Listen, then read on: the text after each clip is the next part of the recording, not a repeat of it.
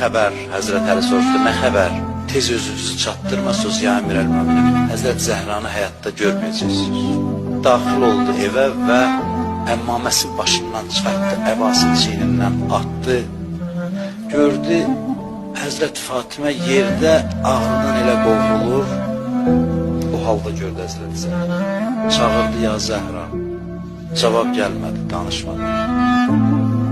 Yalvarır, kəllimini, danışmayın Zəhra. Mən heç kəsin deyəcəm, yalvarmamışam. Nə olar son nəfəsində danışmayın. Gözlərini açdım söz eşiləndə xanım. Gözləri bir-birinə sataşanda ikisi də ağladı. La xeyrə bə'dəki fil həyat. Fatimə getdin, amma bil ki, səndən sonra da yaşamağın mənası yoxdur.